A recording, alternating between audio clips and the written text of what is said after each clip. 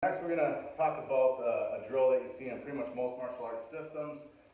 Filipino martial arts call it Hubud or Sagong Labo. In our silat system, we call it Kelid. I've seen it in Kempo Karate, I've seen it in Okinawan martial arts, Chinese martial arts. So idea being, for example, in Kempo Karate, if he's throwing a punch in at me, they'll do what's called a brush block, and then trap it, and then punch back. Okay? So they'll brush block, trap, and come back. Or they'll do what they call a windmill block. So they'll windmill block, trap, and punch. Okay? In silat, traditionally with the Kelid, the punch is coming in, they'll parry and hit out, and this is the Kelid motion, and then trap and punch back. Okay? So it's very similar to Okinawan or Japanese karate, okay, with the parry, hit out with the forearm, trap, and punch back. Okay?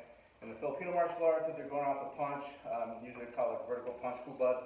If the punch is coming in, basically it's a parry and a back fist, like a destruction, trap and come, right? I don't know, like this.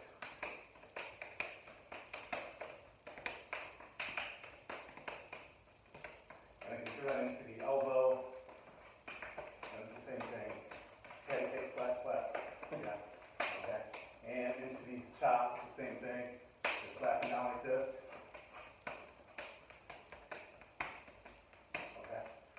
And you can get going fast. It looks good. It looks pretty. You are developing some skills, timing, sensitivity, some hand speed, things like that. But what's lost in translation is what's the intention? Okay? What is the intention of the drill? Okay? And what is the intention of myself? And what is the intention of my partner? So do you have a feeder and a receiver, or do you have two people doing the same thing? What's the idea? All right?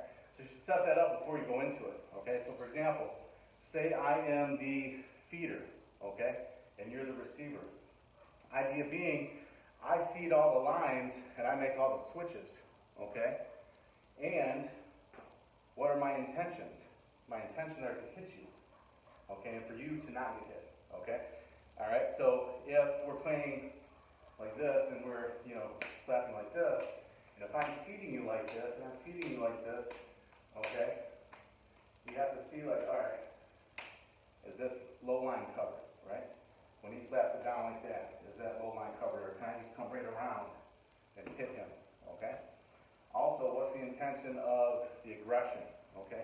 If we're coming, so I'll give you an idea. When I first did this with one of my first silat teachers, he was like, oh, do you know Hubud? I said, yeah, of course I know Hubud. I've been doing it for a long time. So we're doing a Hubud like this, up at the down, tapping, bang! Right? And he hits me, and it cuts me wide open, and I'm bleeding. I'm like, oh, what was that? He's like, oh, you must do Hubud differently than we do. Okay? So I'm like, oh, yeah, I guess so. Then we're going again, and then it's like, ah! Right? Hits me again.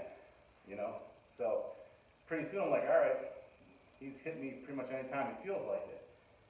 Why? Because I've been doing this drill for a long time. Well, why? Because my previous teachers didn't have the intent of hitting me. They might have taught like switches and all these things and how to go into different things, but there was no intention of actually hitting me, okay, or me hitting them. So there's no fear. There's no fear of getting hit. You don't have to worry about it because we never actually did it. So now, once you understand, like, oh, if I'm not covering this line correctly, this is going to get me, okay? If I'm not feeling this line, that's going to get me, okay? If I'm not covering this correctly, that's going to get me. All right, if I'm too tense here, I might get hit there, okay? And pretty soon you start to realize, wow, I'm tense here, I need to relax, I need to cover that low gate better. You find these different things, right? So the idea is, if this is based on combat and weapons, you have to cover all lines and be safe at all times. So the way that we do it is a little bit different. So if we're going here, when we bring it here, this is always covering under and over, inside gate, outside gate, high gate, and low gate, okay? So I'm protecting behind the elbow and on top of the wrist. So he can't go low, he can't go high, okay? So if he had a knife or a weapon in his hand or a stick or a machete, he's not going anywhere. As opposed to me just going like this, slapping it down, he can come right underneath and he can get me. The same if he's punching, right? If I'm punching his trapping like that. If he had a knife in his hand, I just trap it like this, like that, you just come underneath and get me, right? Okay? But if I go here, the difference here. Okay, see where I got it covered here. Okay, so watch out the left side here, see? Here, this is where you got it. So not just here, and then I punch over top because I'm open, okay? Always covering here, okay? If this was the chop coming in here, and I pass it here, covering here, okay? If this was the elbow coming in, and I go here, I'm covering here, look. Under, over. Instead of trapping like this, where you just come around, boom, boom, boom, hit me, right? I'm here. Under, over. He goes under, I got it. He goes over, I got it. That's protection, okay? So you see this protection here. My elbows are in close, okay? Everything's very well protected, okay? So this is the position you really want to be in, okay? Then from here, you can see where you got all these different hits. You got elbows, you got hits, you got breaks, you got elbows over here. You got all the different types of things you can do. But you're doing this in a safe manner, okay? If I turn this into a punch, the only time I'll trap like that is on an entry, okay, or a switch, meaning I'm always going to be like this, okay? But if I'm going to trap this for that moment to get in, I can slap it down for that moment. But notice what I'm doing is I'm slapping it down into his body, okay? And it's just that one time, so now he goes. But now after that, it's always going to be checking. All right, back of the elbow, wrist, right? So now we're back to that safety factor. See here. So I can seat up, right? I can bring that into the knee, kick that out, elbow that, then come in, right? I can come to my breaks, boom, my locks, my throws, all that fun stuff in there. If it's the chop, really that's the eye jab, right to the eyes. This hand's there all neck and here, okay? So now when this takes over, in reality, that breaks the eyes, see? Then this is an elbow break, okay? After I break the elbow, there's a destruction, there's a destruction, there's a hit to the face. When I'm in this position, that other punches that come, see that? Easy, okay? Easy. So when I have this, that's easy. Yeah. If I want to throw, there's a throw. Okay, that's all right there. So the key in making this better is always checking behind the elbow, no matter if you're off the chop, no matter if you're off the punch, no matter if you're off the elbow. Still checking, see here. So if he tries to come in, say here, control. See, I can pull him down, I can push him up, I can control him from here. Okay, I got to control it. And I can destroy everything there. Okay? So the other thing is the intention. Alright? Our intention is to hit each other. And we don't want to get hit. So what's going to happen is you get hit somewhere, alright? Pretty soon you're going to be like, alright, I know I'm getting hit there. I got to do something about that, yeah? I got to switch that up. Okay? I'm open. Yeah. Cover. So he watches it. Okay. And this one. There you go.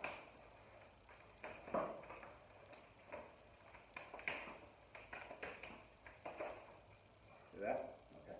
Now look from there, see where his hand is. He might have got hit, but he can still backhand. Yeah. Come from there. Okay.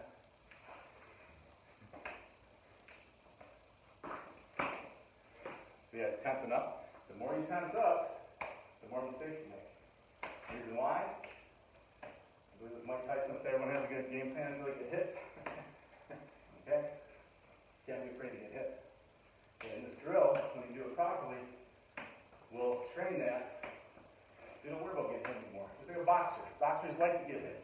They don't care if they get hit, they train to get hit.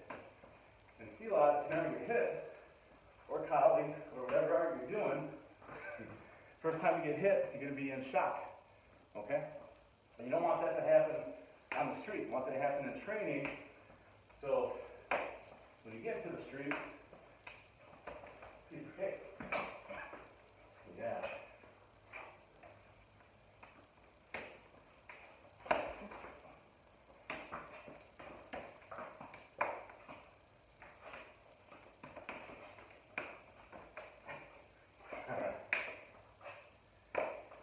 So idea is train with intention, train to get hit, and train eventually to stop everything so you're not getting hit anymore. But till you get to the point to where this is basically like sparring, right? So this is controlled sparring, basically, where you have to stay within this drill. Come up this way a little bit. So you have to stay within the drill. You can't run away, right? But you can throw strikes out, okay? You can elbow, all right? But you have to stay in the drill. Even if you get hit, you get back into the drill, okay? And our intention is not to kill each other because we want to keep training. But we want to let him know, all right, you got hit. He's not bleeding, he's not cut. So if you have a good training partner, you can hit, but keep control, right? Keep control.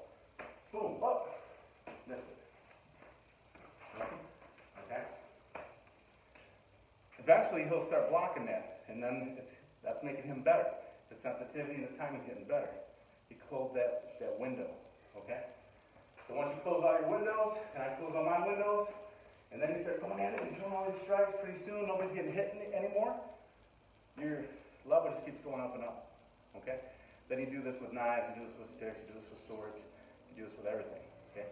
So Zach hasn't done this that much with me, especially not at advanced level where we're throwing a lot of strikes in. But the idea is you keep training, and you can do it at levels. So for example, first level might be, I'm the feeder, he's the receiver, okay, he's just trying to counter and not get hit. Second one might be, I'm still the feeder, he's the receiver, but he's trying to counter it and hit back. Okay, that's the second level. Third level would be, I'm the feeder, he's the receiver, he's trying to counter, hit me back, I'm trying to counter and hit you back. So it's like counter for counter, okay? And then the last is just like, you just go at it. Okay, can I hit you, can you hit me, right? Trying to get hit, okay? And eventually you won't, you'll pretty much never get hit because your sensitivity, timing, everything will increase so greatly because you train it the proper way. Now, if it starts to get really sloppy, then you slow it back down again. And you start to mix in these different strikes and see where there's things at that you can do.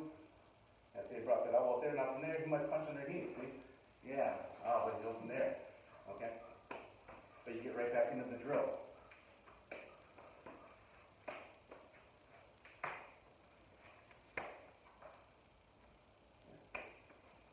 Start mixing in destruction.